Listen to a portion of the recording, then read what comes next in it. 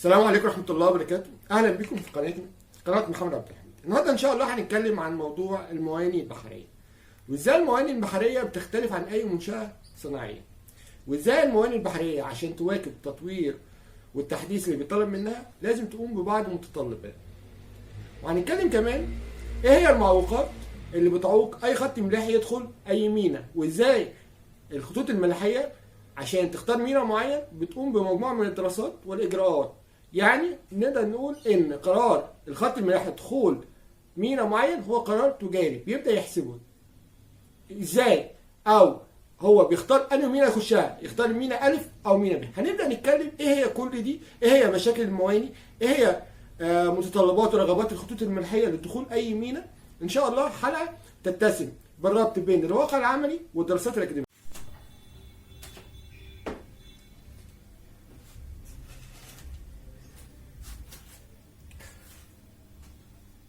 المواني البحرية وهيئات المواني، هنلاقي ان الميناء البحري بيختلف عن اي منشأة انتاجية. ليه؟ لان الميناء البحري بيتعامل مع اطراف كتير جدا، واطراف كلها بتتطور وبتحدث من نفسها. وعشان كده لو اي ميناء بحري عايز يبدا يواكب تطور لازم يبدا يواكب متطلبات الجهات اللي هو بيتعامل معاها. اي ميناء اذا ما اراد النجاح يجب ان يتماشى مع التطورات، وذلك طب هو هيتماشى ازاي مع التطورات؟ يبقى لازم يبدا يستخدم انظمه الكترونيه حديثه مثل اداره المعلومات والمعدات ذات التقنيه العالميه والاداره الكفء وتوفير الارصفه الحديثه. ليه؟ احنا زي ما احنا قلنا قبل كده ان الميناء بتتعامل مع اطراف كتير، خطوط ملاحيه، توكيلات ملاحيه، سماسره، والخط الملاحي دايما هو بيحسب قراره دخول ميناء معين قرار تجاري. لما يدخل ميناء الف هيكسب كام، واما يدخل ميناء ب هيكسب كام، ويبدا يفاضل ويقول انا لما ادخل هنا هقعد وقت قد ايه، واما ادخل هنا هقعد وقت قد ايه.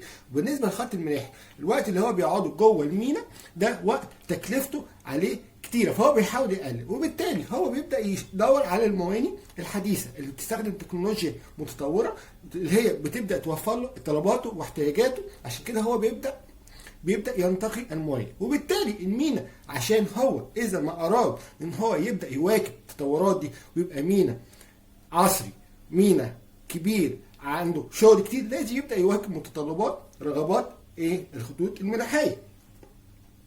طيب وقلنا قبل كده ان الميناء بيتردد عليها السفن دي اما سفن وطنيه او سفن اجنبيه، وكل السفن دي يبقى ليها مكاتب وجهات اداريه موجوده في البلد بتتابع مصالحها وتشوفها هي ما بتدخل هتقعد قد ايه وهتتكلف كام، بتبدا تديها تقارير المينا دي هتكلفها قد ايه، طب هي تخش هنا احسن ولا تخش مينا تانية. وكل خط ملاحي بيبدا يدور يخش فين، انهي مينا هي اللي تواجبه وهي اللي بتحقق له رغباته. طيب وعشان كده الناقل البحري له حريه التعامل في المينا زي ما احنا قلنا قبل كده. هو الناقل البحري بره بيبدا يدرس المواني، بيبدا يعمل دراسات اقتصاديه ودراسات تجاريه، انهي مينا فيهم هتحقق له ايه؟ تحقق له ربح، واي مينا فيهم الوقت اللي هيقعد فيه قصير. ليه؟ هيدخل مينا هيلاقي الاجراءات مفيش اجراءات بيروقراطيه، هيلاقي اوناش جاهزه، هيلاقي ساحات فاضيه، هيلاقي يخش يشتغل على طول، مش هيعمل له تراكي خارج المخطاف، مش هيعمل له لا استنى شويه، لا مش ما عندوش توقفات. هو بالنسبه له الفتره اللي هو بيقف فيها على الرصيف دي فتره تكلفتها عاليه. عشان كده هو بيبدا يقول اي مينا الوقت اللي بيقعد فيها قصير. ليه؟ لان كلما كان قصير الوقت اللي هو بيدخل جوه المينا كلما شكل ذلك ربحا اقتصاديا للسفن الداخليه. يبقى الخط الملاحي بيبدا يدور ويبدا يدرس انهي مينا هيخش الوقت اللي هو هيدخل فيه هيقعد فيها هيعمل عمليات الشحن والتفريغ، المركب راسع على الرصيف، هي دي اقل وقت بالنسبه له، ده اكتر ربح بيعود على الخط الملاحي. عشان كده لذلك انه عند عدم توفر المتطلبات الكافيه يؤدي الى عدم دخول سفن الحاويات. يعني الخط الملاحي عايز طلبات ورغبات معينه 1 2 3 4، هو لو لقاها في المينا هيبدا يخش ويبدا يتعامل معاها ويبدا يتعامل معاها على هيئه خط منتظم رايح جاي عليها تمام. بس هو لو الطلبات دي ما لقاهاش هيعمل ايه؟ هيقول لك لا انا مش هشتغل مع المينا الف عشان المينا الف دي ما بتحققليش طلباتي ورغباتي، انا هبدا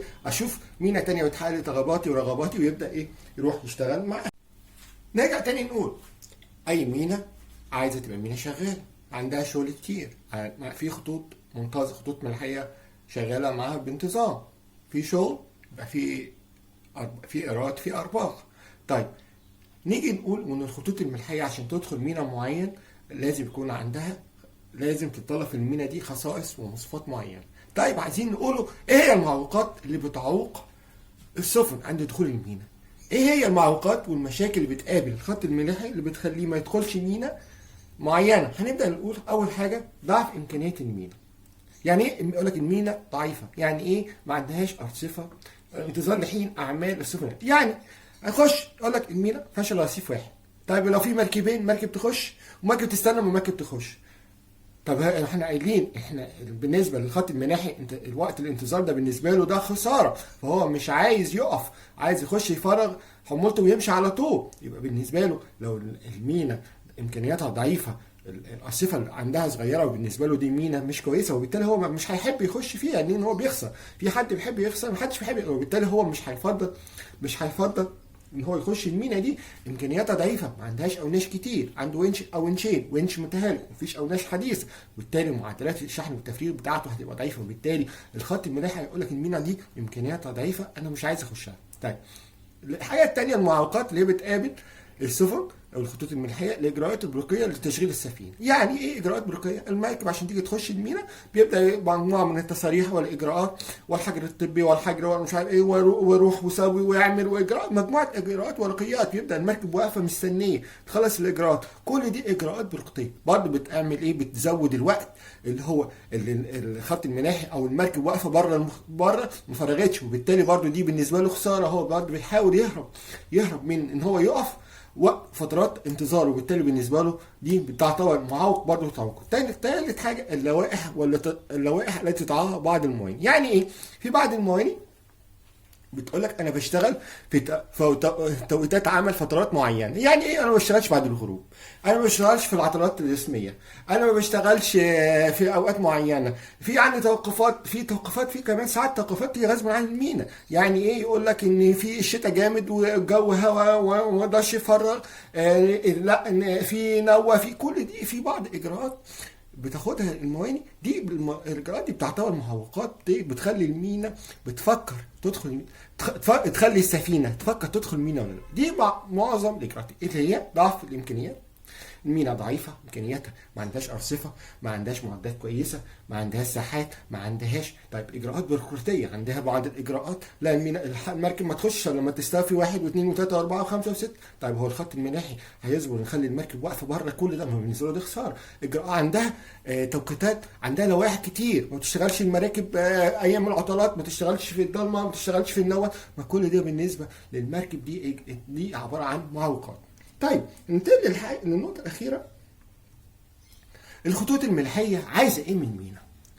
أي خط ملاحي بيطلب إيه من المينا؟ عايز يعمل إيه؟ هنبدأ ناخدهم واحدة واحدة.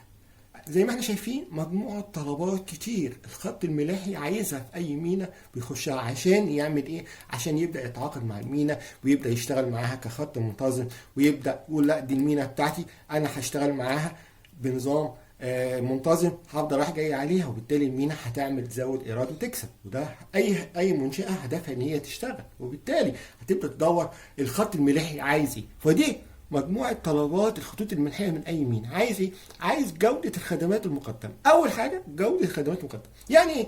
مش المينا بتقدم للخط الملاحي مجموعه من الخدمات، عايز الخدمه اللي بيقدمها له تتسم بالجوده، مش يجي يدخل تسيبه بره المخطف 3-4 ايام، مش يجي يدخل تقول له لا انا ما بشتغلش بعد الضلمه، مش يجي يدخل يقول له لا انا عندي الساحات مش الساحات مليانه مفيش اوناش. عايز الخدمه بتاعته تبقى تتسم بالجوده، العنايه بالعميل. خلي بالك العميل في بالنسبه للخطوط الملاحيه في عنده عاملين. انا بالنسبه لنا كمواني عندهم عاملين، عميل اللي هو صاحب الحاويه اللي هو الخط الملاحي اللي هو بيتعامل مع المركب، ده لازم برضو اديله اهتمامه، ان هو بيهتم بايه؟ بيهتم بالاوناش، يهتم بالمعدات، امكانيات المينا، اوفر له ساحات، اوفر له خدمات. زائد في عميل تاني ان هو صاحب البضاعه، صاحب البضاعه ده برضه لازم يهتم بالشركات او المينا تهتم بيه، اللي هو صاحب البضاعه، ان هي المركب بتفرغ الحاويه وبعد كده شركات الحاويات بتفضي الحاويه وتاخد البضاعه. صاحب البضاعه دي هو بيفضل بقى موجود جوه الشركات جوه المينا، ده برضه لازم الخدمه تتاهل تتسم بالعنايه. الراجل ده بيحتاج خدمات معينه، اللي هو توفر له ساحه، توفر له معدات، سهوله في الاجراءات، ما تدفعوش فلوس كتير. برضه هو كل ده من ضمن، ما هو الراجل صاحب البضاعه ده عميل خط الملح، فهو بالتالي عايز ان انت برضه تهتم بعميل. طيب احدث انظمه تشغيل السفن. يعني ايه احدث انظمه تشغيل السفن؟ المركب دي في انظمه، كل محطات الحاويات بتتبع انظمه مختلفه. في انظمه يدويه، بيبدا يشتغل يدوي، هحط الحاويه دي في الساحه دي والساحه، ويستنى لما المركب تيجي ويقعد يخطط، والمركب واقفه واجراءات، ويحط الحاويه دي هنا ونبدا ندور على الحاويه. لا، في اجراءات ثانيه، في انظمه حديثه جدا بتبدا تشتغل المركب قبل ما تدخل، او المركب وهي جايه عارفين الحاويات هتتفرغ فين، في الساحات فين. كل دي بتدي ايه؟ بتدي سرعه وانسيابيه في تفريغ وشحن السفن. طيب احدث انظمه اداره الساحات. يعني ايه انظمه اداره الساحات؟ يبقى انا ببدا ارص الحاويات في الساحات المختلفه، ابدا اعرف مثلا عايز اعرف الحاويه دي فين، اطلعها انزلها، ما يبقاش عندي تكدس، يبقى انا عارف الساحات موجوده فين. تمام. التنافسيه في مستوى النفقات. يعني ايه؟ يعني انا لما يجي العميل ابدا اديله ميزه معينه. انا لو انت دخلت عندي في المينا الف، انا هدي لك سعر مميز، بس انت لو دخلت في مينا ب انت لا هتاخد السعر التاني. يبدا انا اتنافس مع العميل. احنا زي ما احنا قلنا ان الخط الملاحي ده قرار دخول اي مينا ده قرار تجاري، بيبدا يحسبها هيكسب هنا كام ويكسب هنا كام، ويبدا يدور على الميزه التنافسيه. الكفاءه التشغيليه. يعني ايه كفاءه تشغيليه؟ احنا عارفين ان هنا الاوناش دي بتفرغ المراكب. طب بتفرغ المراكب في كام؟ يعني الساعه بتفرغ كام حاويه؟ في معدلات قياسيه، في معدلات معياريه، في شركات حاويات نايمه على نفسها من الاخر، بتشتغل مثلا بتفضل لك الحاويه في الساعه تطلع 3 4 حاويات. في المفروض المعايير بتقول لا من 25 ل 5، من 15 ل 25، في شركات بتحقق اكتر من كده. يبقى هو الخط الملاحي بيدور على الكفاءه التشغيليه. تسهيلات الملاحيه. يعني تسهيلات ملاحيه انا ببدا اوفر له كل مجموعه اجراءات. هيدخل الحاويات هتتنقل ازاي، الحاويات العميل هيبدا ياخد بري، هيبدا ياخد حاوياته بري، بيبقى عندي اكتر، عندي نقل بري ونقل بالقطارات. يبقى في اكتر من اسلوب ان انا ابدا اوفر له، ان اقول له ان حاويتك لما تيجي عندي انا هيبقى عندي تسهيلات ابدا هطلعها لك من باي اسلوب مختلف. الامن والسلامه البيئيه. يعني ايه؟ يبقى محطه الحاويات او المينا فيها امن وسلام. مش تيجي الحاويه تخش مفيش امن، البضاعه تتسرق، الحاويه تتسرق، يبقى هو كده يبقى صاحب الخط الملاحي مش مطمن على بضاعته. تمام. خدمات الفيدر. يعني ايه خدمات الفيدر؟ المراكب دلوقتي بقت تسمى ان هي مراكب كبيره. يعني ايه مراكب كبيره؟ مراكب مزر بتبدا تجيب حمولات كبيره. طيب ما هل كل البضاعه، نفترض احنا مش شغالين على مينا اسكندريه، هل كل البضاعه اللي هتيجي على المراكب المزر دي جايه اسكندريه؟ لا، هيقول لك ان في مراكب رايحه اسوان، رايحه بورسعيد، وفي مراكب رايحه دمياط. طب هنعمل ايه؟ في حاجه اسمها خدمات الفيدر. يعني ايه خدمات الفيدر؟ تيجي برضه على رصيف الحاويات مراكب صغيره تبدا تاخد الحاويات اللي رايحه بورسعيد ودمياط وبتاع، تبدا تاخدهم تحملهم توديهم بورسعيد ودمياط. دي خدمات الفيدر بيدور عليها الخطوط الملحيه. المينا دي انا لو دخلت البضاعه هتدخل بعد كده تبدا تتنقل بمراكب صغيره بيسموها خدمات الفيدر. سعه المحطه والساحات. يعني تبقى المينا ما فيهاش تكدس. المينا اول ما المركب تنزل هتتفضى على طول في مكان، الساحات فاضيه ومليانه. طيب الاداره الالكترونيه. يعني ايه الاداره الالكترونيه؟ مش شغالين يدوي، كل حاجه فيها شغاله اوتوماتيك. الحاويات تتسجل اوتوماتيك، تتنقل ويبقى عارفين اوتوماتيك، التحصيل اوتوماتيك، تبقى المينا كلها اداره اوتوماتيكيه. اعلى معدلات الشحن والتفريغ احنا اتكلمنا عليها قبل كده. بيشتغل بيفضي بيفرق بيفرغ ويشحن. معدلاته قد ايه؟ الليبرات بتفرغ وتشحن، المحطه كلها بتفرغ وتشحن في الساعه قد ايه. وبكده دي مجموعه المتطلبات الخطوط الملحيه اللي بتدور عليها عشان تقول انا هدخل المينا دي ولا لا. والى اللقاء في حلقه قادمه ان شاء الله. كده نكون عرفنا ازاي الموانئ البحريه بتختلف عن اي منشاه تجاريه او صناعيه. ليه؟ لان هي بتتعامل مع اطراف كتير متنوعه. لازم هي عشان تبقى منشاه بتكسب لازم توفق او تحاول ان هي ترضي كل رغبات الخطوط الملحيه. تمام. وعرفنا ان في هناك بعض المعوقات ورغبات لازم اي مينا تبدا تحاول تتغلب عليها عشان تبقى توفي رغبات الخطوط الملحيه عشان تبدا الخطوط الملحيه تتعاقد معاها وتشتغل معاها على هيئه خطوط منتظمه. ودي تبقى اول حلقه من حلقات الموانئ البحريه. بعد كده هنبدا نتكلم ازاي المينا تبدا تقيس كفاءتها وازاي تبدا تزود حجم اعمالها في حلقات متتاليه. تابعونا ان شاء الله.